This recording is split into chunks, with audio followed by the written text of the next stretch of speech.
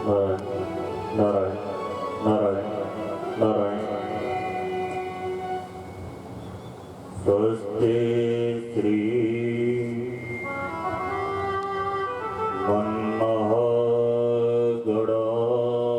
मन्महागणाधिपतये नमः।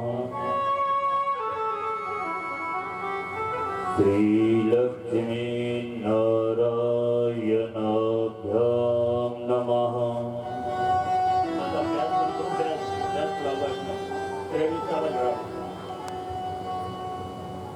उमा महेश्वराभ्यां नमः। मातृपितृगुरु चरणकमलेभ्यो नमः। इष्टदेवताभ्यो नमः। वरुणानामर्थसङ्घानां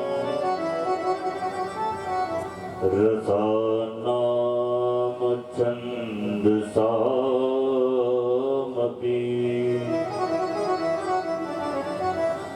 मङ्गलानां च कर्तारो वन्दे वाणी विनायको। नारायणं नमस्कृत्य नरं चैव नरोत्तमं देवीं सरस्वतीं व्यासं ततो जयमुदीरयेत्।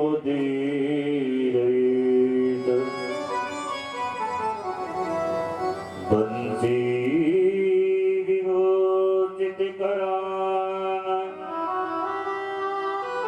नवनीरदाभात्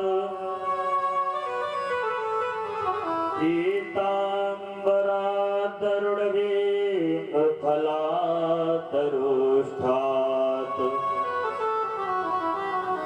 पूर्णेन्दुसुन्दरमुखा दरविन्दनेत्रात् कृष्णात् परं किमपि तत्त्वमहं न जाने।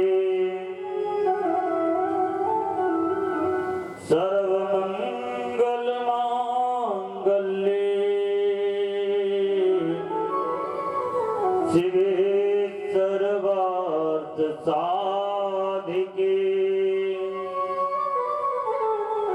शरण्ये त्र्यम्बके गौरी नारायणी नमोस्तुते। कथा प्रारंभ होते हैं सुनो वीर हनुमान। आकर आसन लीजियो मेरे तेज पुंज बलवान। जहाँ जहाँ प्रभु की कथा तहाँ तहाँ पवन कुमार। सिर पर अंजलि धर सुनत नयन बहत जल धार। बोलिए हनुमान जी महाराज की, श्री सीताराम भगवान की, सद्गुरुदेव भगवान की, श्रीमद्भागवत महापुराण की। अखंड ब्रह्मांड नायक परम पिता की असीम अनुकंपा से अपने पूर्वजों के आशीर्वाद से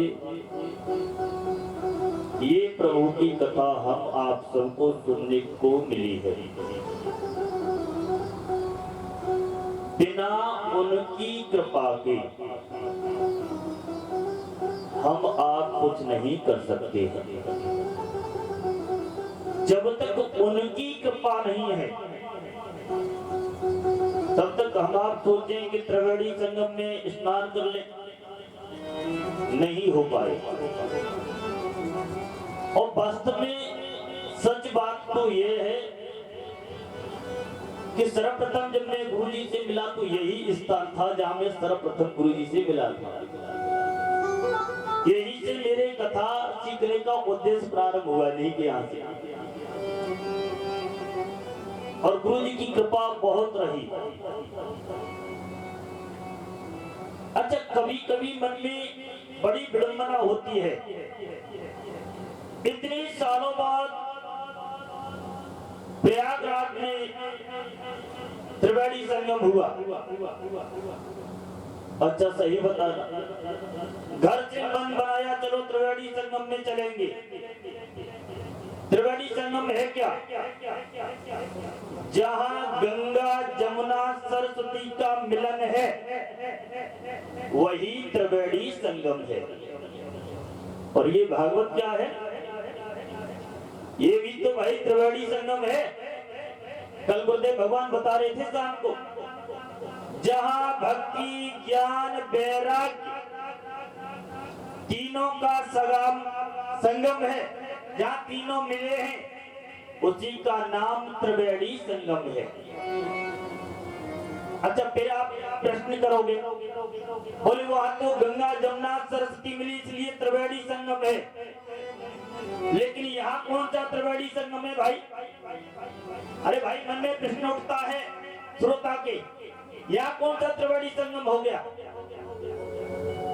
सही बताना, भागवत जी की रचना कहाँ हुई? अरे भाई, वेद व्यास जी लिखने के लिए ये बैठे, ब्रह्म नद्याम सरस्वती मैया का किनारा है।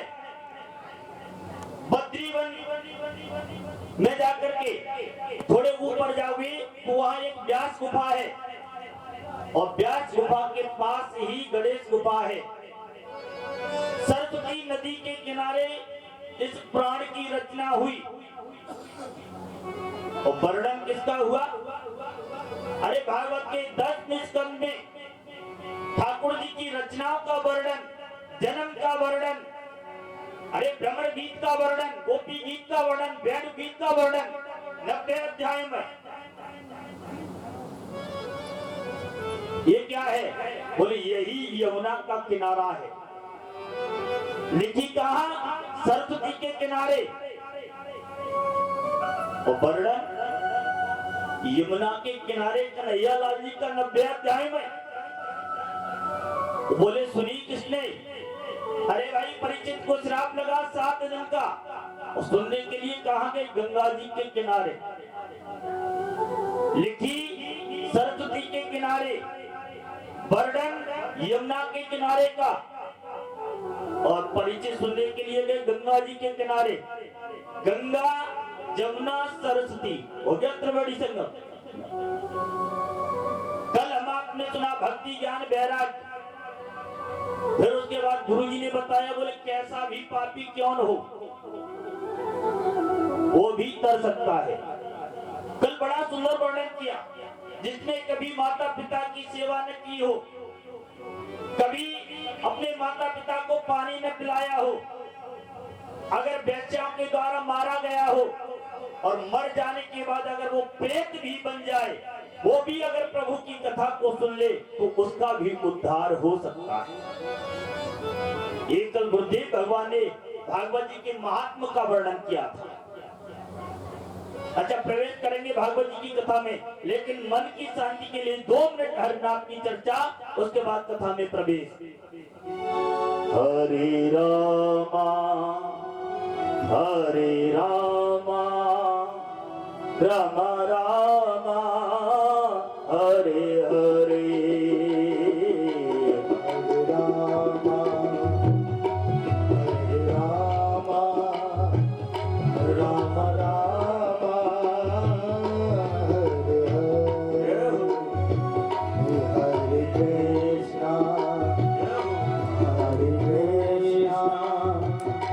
श्री